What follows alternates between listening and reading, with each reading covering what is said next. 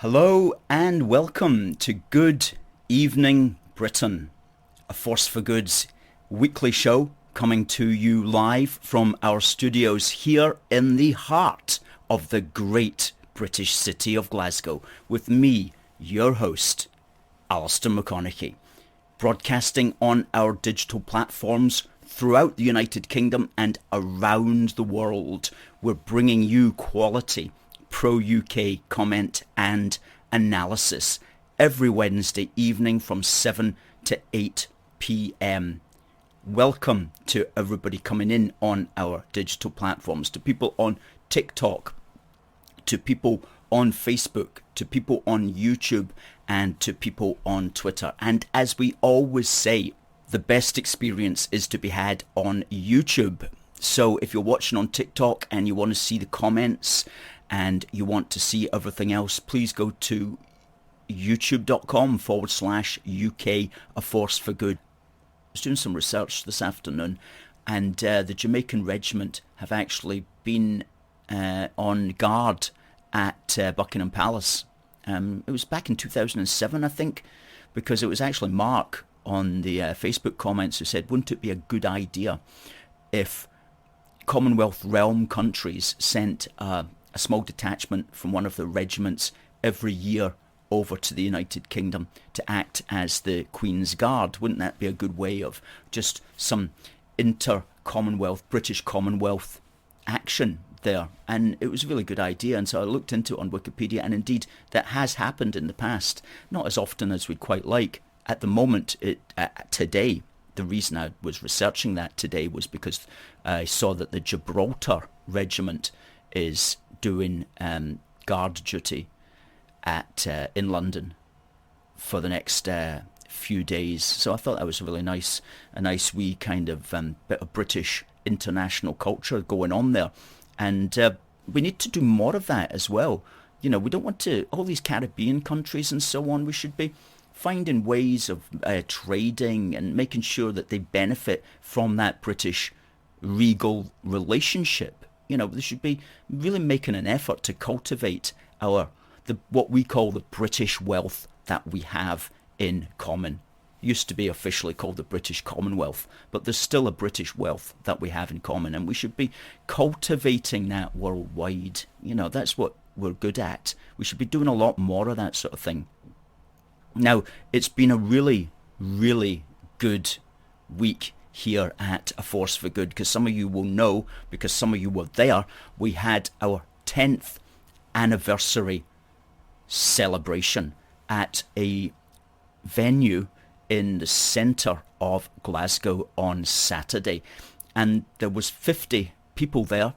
We had a really good time, very enjoyable time with a lot of like-minded people who had come from as far away as Aberdeen, and somebody had come up from England as well. So it was a really good event, and we cut a cake to celebrate the 10 years. So that was good. I gave a talk, and also our other director Ronnie gave a couple of good speeches. Made a very good and important speech about the importance of A Force for Good, the work that we've done for 10 years, and the importance of continuing on that work as well for the next 10 years, because the situation that we've got here in Scotland, it's not going away.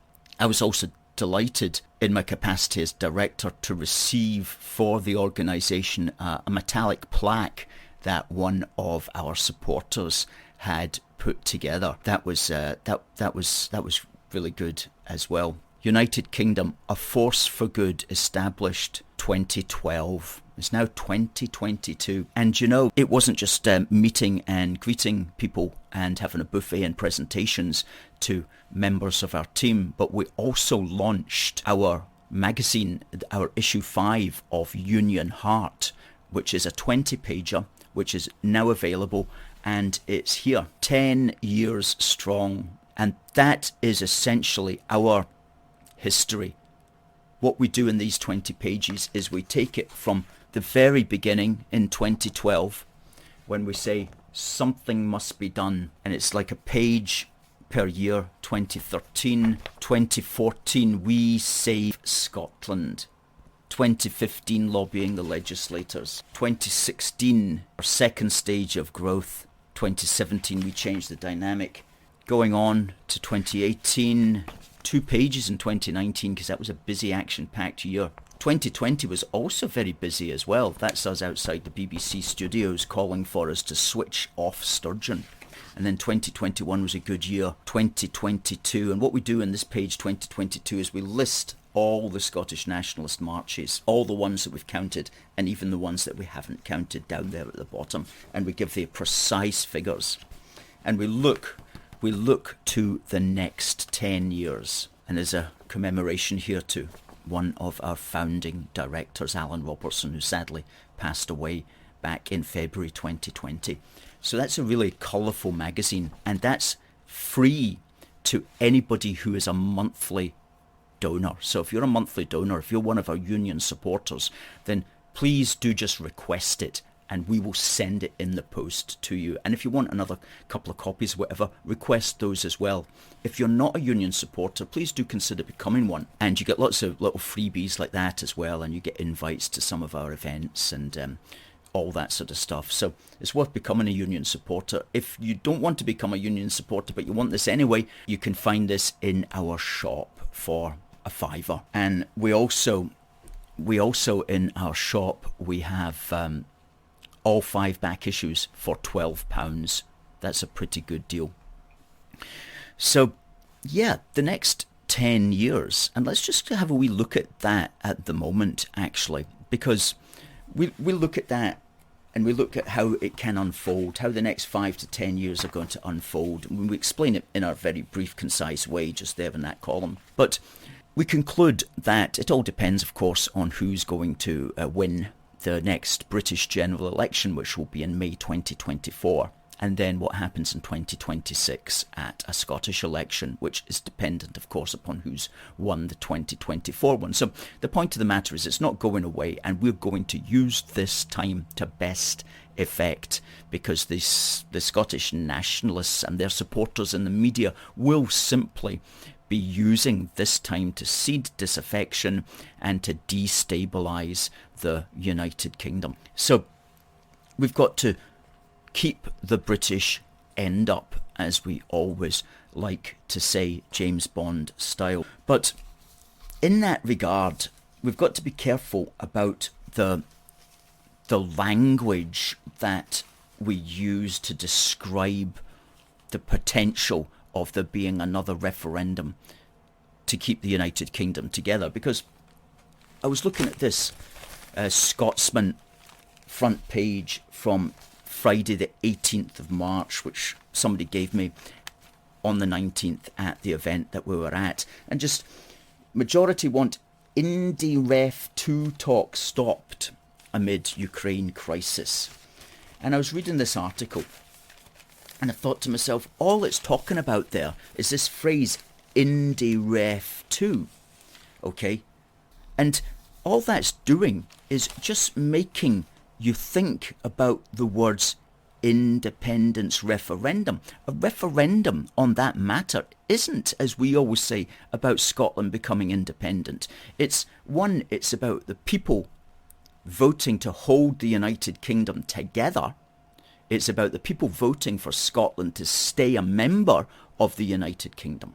And it's about people voting to stop Britain being broken up. Okay, but that phrase, Indy Ref 2, it frames everything from the perspective of the Scottish nationalist who wants to destroy Scotland. So it completely avoids the big British picture. It completely avoids the fact that the majority of us will vote to keep the UK together. It avoids the fact that the majority of us will vote to ensure that Scotland stays a member of the United Kingdom. It ignores the fact that at such a referendum, a majority of us will be voting to keep the UK together and not to have it broken up. So how do you put all of that into a little 4-syllable phrase like Indy Ref 2? Okay, how do you frame it from our perspective? So I was thinking about that. And look at the word Indy, right? 2 syllables. So we've got UK, which is 2 syllables. We've got GB, which is 2 syllables. We've got Britain, which is 2 syllables. We've got Union, which is 2 syllables. So maybe we should, instead of talking about the Indy Ref 2, we should talk about Union Ref 2, or Britain Ref 2, or GB Ref 2, or my personal favourite, which is just simply UK Ref 2, because it's a referendum about the future of the United Kingdom. And that phrase UK Ref 2 puts UK, the central state issue, at the heart of the matter. So that's what we're going to start doing now. We're not going to talk about a potential Indy Ref 2. We're going to talk, if we talk about it at all, as a potential UK Ref 2. And moreover, in this article, when you're reading it, constantly it's talking about independence referendum, independence referendum, independence referendum, mentioned about 3 or 4 times in that article. Well, think about it. Remember when we had the European Union membership referendum? Okay, think how differently that was framed. It wasn't the UK independence referendum. You could have argued it was a UK independence referendum. It was for Britain to leave the EU, so you could talk about it being a UK independence referendum, but nobody did. The media didn't. Instead, they called it the EU membership referendum. It put the emphasis on remaining a member of the EU. So everybody's mind was focused on, do we stay a member of the EU, because of the way that it was described, which, well, while it didn't work out for the Remainers, it still framed it with the EU at heart. So maybe we should, instead of talking about a Scottish independence referendum, we should start talking about the UK membership referendum, because that's what it would be for Scottish people. It would be about a referendum on whether or not we stay a member of the UK. So maybe that's another way of framing it. Maybe that's a better way of framing it. The UK membership referendum, UK Ref 2. Just a thought that I'm putting out there. And if it does nothing else, then it helps us to realise the importance of how the way we describe something contributes to the way that we understand it, and consequently the way that we act as a result of that understanding. Nelson says, spot on, UK referendum, it's all stacked in favour of the Scottish Republican separatists. Yeah.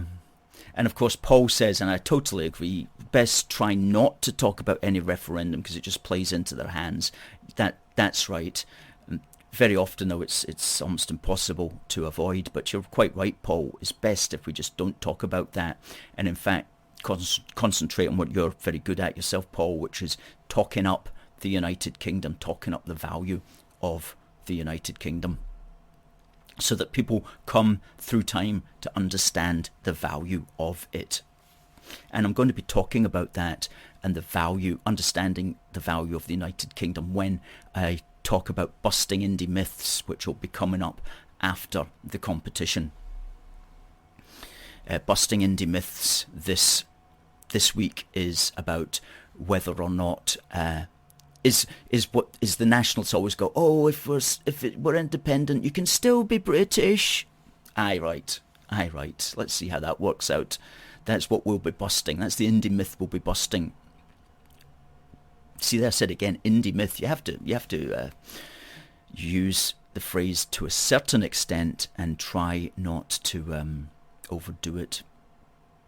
Okay, now on this day in British history,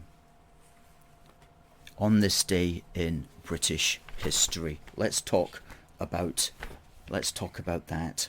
We talk about on this day in British history because British history matters. Okay, British history matters.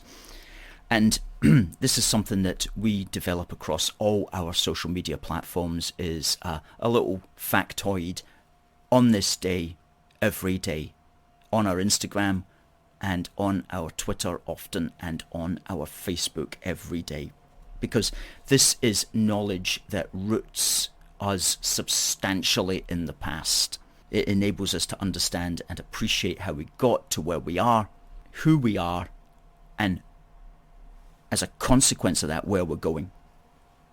As the very first paragraph in our little book here, Wee Book for the Union, says, those of us who love the United Kingdom have a narrative, an overall national story within which we understand ourselves and make our case, which tells us who we are, where we have come from, and where we are heading.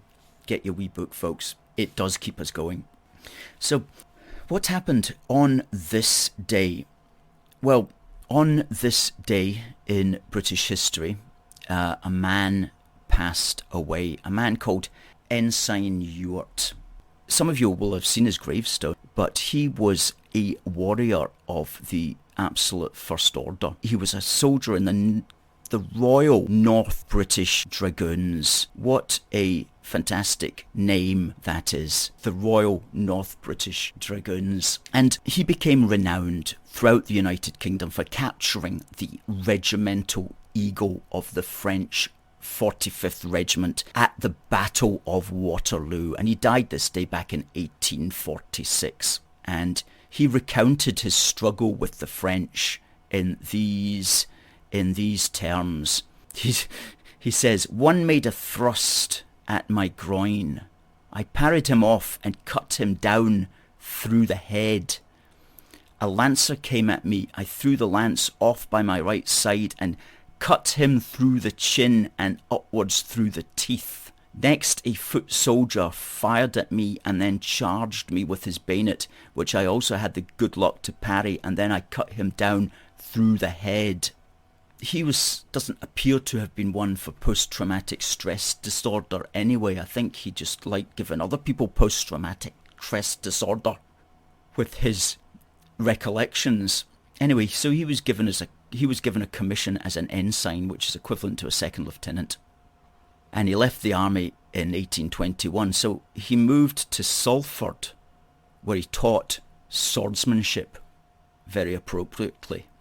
And he lived out the rest of his days on his army pension. But when he died, he was buried in a graveyard in Salford, which was concreted over, and it wasn't until 1938 that workmen found his grave. So what they did was they exhumed him and they reburied him under a very large granite memorial, which is on the esplanade of Edinburgh Castle. Good, and there's another thing not happening today, but it's happening tomorrow, and that's the 24th of March, which was the day in 1603 that the crowns of Scotland and England became united in the person of the Scots King James VI. And that's a big day actually in British Unionist history. And it's ever since that day that we've had one monarch in the British Isles, because previously you had a King or Queen of England or a King or Queen of Scots, and it was on 24th of March 1603 that we had the union of the crowns. Okay, so what I want to talk about now, well, while we're still on the subject of British history, I've been invited to a focus group run by Edinburgh City Council on the subject of, it's a focus group online, and it's looking at the question of empire, slavery and Scotland's museums. And I filled in one of their questionnaires back in autumn of last year, and they've invited me to join their focus group, which I'm very pleased about, and I look forward to doing that. And so I've registered for it. Tell you all about it when it happens, but it's on the subject of empire, slavery and Scotland's museums, and it's part of, I'm not really going to say too much about it, but all these big cities now are doing an audit of all their statues and street names and all sorts of things like that. And Glasgow City Council have released their audit. It's called Glasgow, Slavery and Atlantic Commerce, an audit of historic connections and modern legacies. And it's 119 pages. I've read the first 30 pages. I read the first 30 pages yesterday. I have to say, it's actually very interesting, of course. It's very interesting. But the only criticism I would have of it is you get the impression it's like you get the impression that they've got it in for everybody that was involved in that. They're making as if it's like a wrong thing, as if it was wrong for them to have been involved in it, when in fact it was just how society was back then. But what they also do is they seem to be having a go at people who inherited wealth. So if your great-grandfather inherited wealth because he made money off the tobacco industry, or he made money in the sugar merchant trade or something, then if you're like the grandson, like you're to blame as well, even though you've inherited it like 2-3 generations down. So I don't think that's a right thing to do. I think that's kind of morally iffy, quite frankly, to hold the sons responsible for the so-called sins of the father. I'm not sure about that at all from a moral perspective, but it's certainly an interesting study, and this is what the system can do. They've obviously paid somebody to sit and do all of that, which must have been quite good fun for him. And he's brought out a lot of interesting stuff there, which no doubt we'll hear more about. But I want to make sure that if I'm in the focus group, I'll be like saying, it's not something you should be bothering about too much, because we're all agreed that slavery was wrong, but Britain has repented in blood for that. Thousands of sailors in the Royal Navy African squadron perished to keep slavery off the high seas, and we should have a monument to their memory. That's one of the things I'm going to be promoting at this focus group, is the importance of remembering the British sailors who died enforcing the ban on slave trading, or what they're calling trafficking.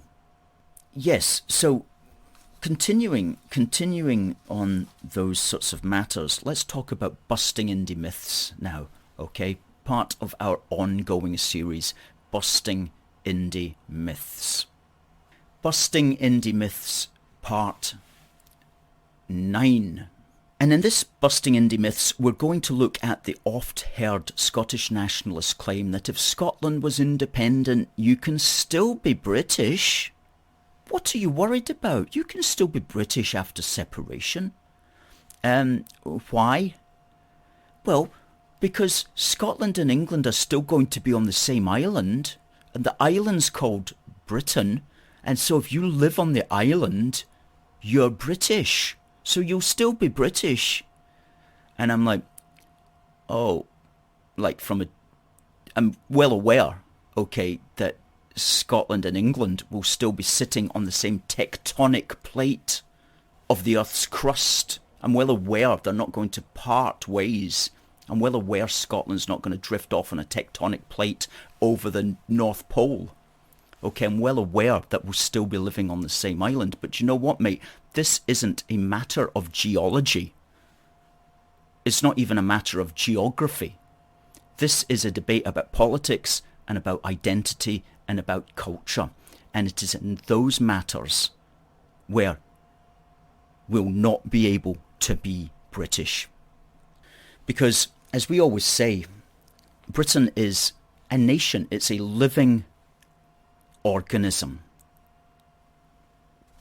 with interlinking bones and muscles and blood vessels which make up the body and soul of the nation, and which can't be separated politically without traumatizing those social and cultural blood vessels. And of course most Scottish nationalists don't conceive of Britain in that way. Okay, if they conceive of it at all, it's like the person who says that we'll still be living on this island. They only see it in a geographical sense. They only see Britain in a geographical sense. And even then, they see it in a derogatory geographical sense. Oh, Britain's just a small island. Britain's just a small island on the edge of Europe. Britain's just a small island on the edge of Europe that's past its day. So even then, they are derogatory about Britain's island status. But they certainly don't think of it as a nation, and we addressed that that matter in our very first Busting Indy Myths.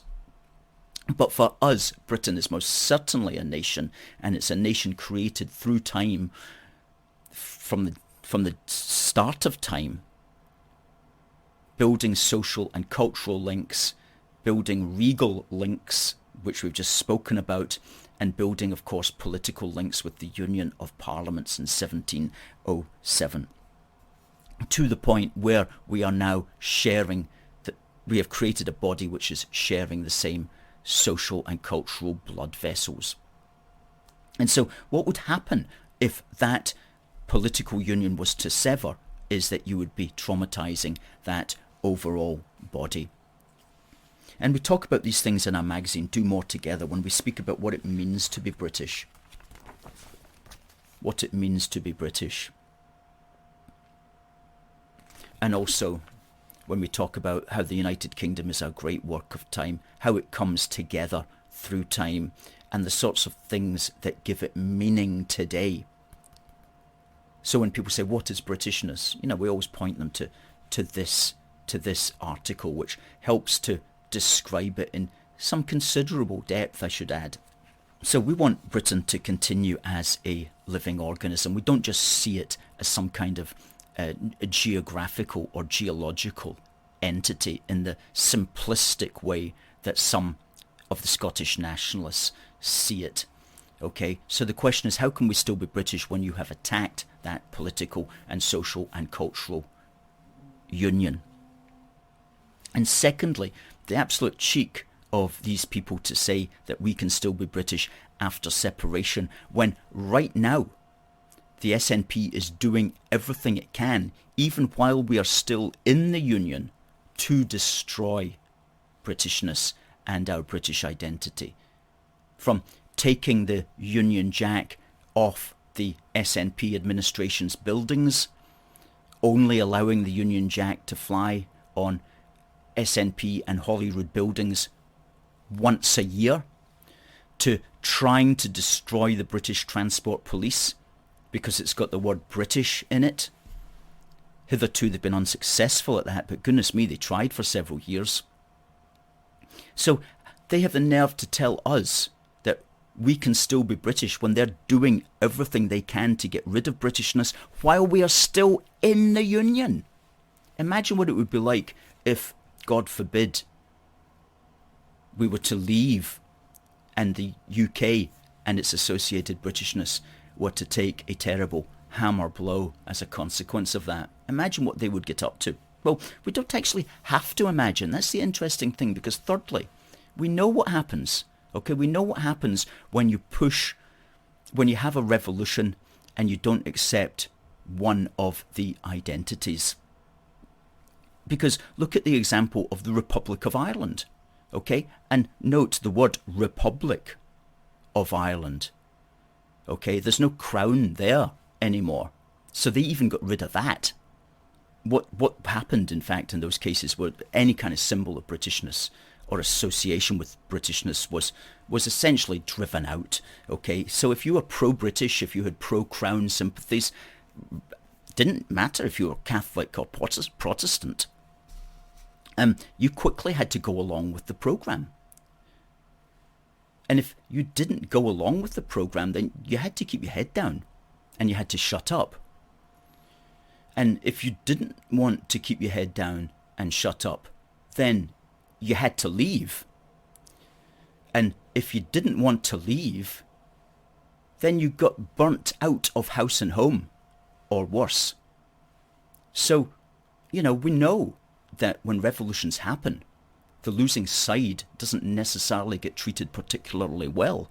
We've seen it in our own islands in recent memory. So why do the Scottish nationalists pretend that we can still be British? Or they're going to allow us still to be British?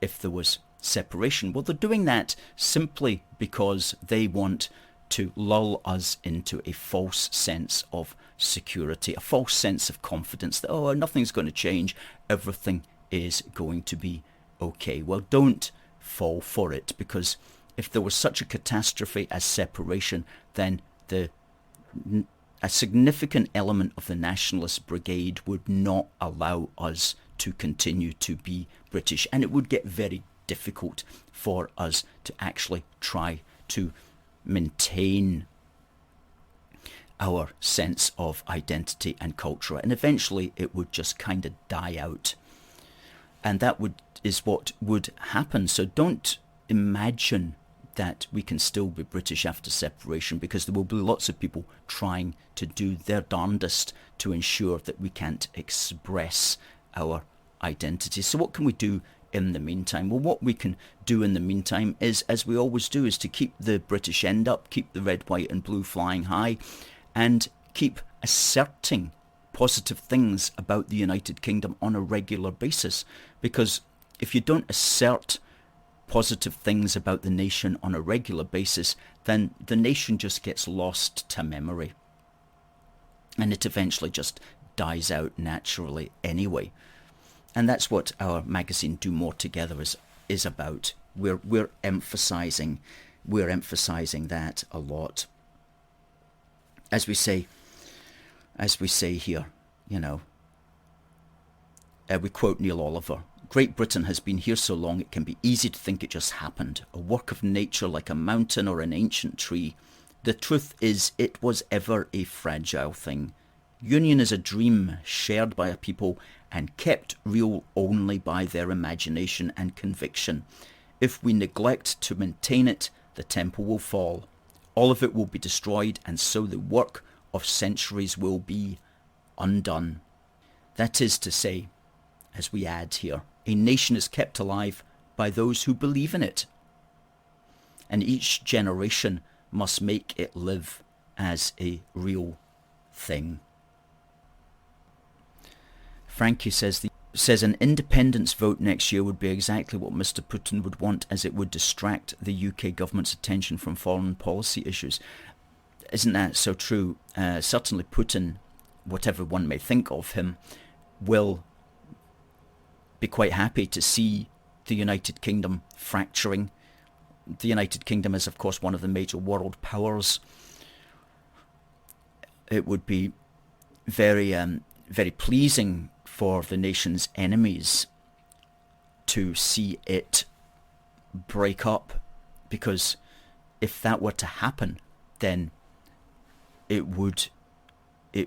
actually would ensure that Britain would no longer be a powerful presence on the world stage. I mean, what would there be at the end of the day? It would just be four different smaller countries. We'd just be back to where we were back in when England was overwhelmingly dominant on these islands, but without any benefits as a consequence of that. Always remember the wee book for the Union, folks. We've got so much good stuff now that's just building up. We've got a wee book for the Union, and we've got these magazines now. Special Collector's Edition, that's a 20-pager. That's available at our shop. And the 40-pager, Do More Together, is also available in our shop. And of course, they're free to everybody who is a monthly donor. If you're a monthly donor, you just have to request a copy and we will send it straight to you. Great stuff. Thank you to everybody who's come in today on TikTok. Thank you. Misanthropes 1960 says, that's exactly how slapdash the SNP are. Aren't they just? Slapdash, that's a good phrase. That's a good phrase. Good. So, we'll be here next Wednesday at 7 o'clock. Thank you to everybody who comments. A lot of good comments coming in tonight. And thank you to everybody on Twitter, on TikTok, and on Facebook, and on YouTube as well. So folks, we'll see you next week. It just remains for me to say, God bless the United Kingdom, and God save the Queen. See you next week.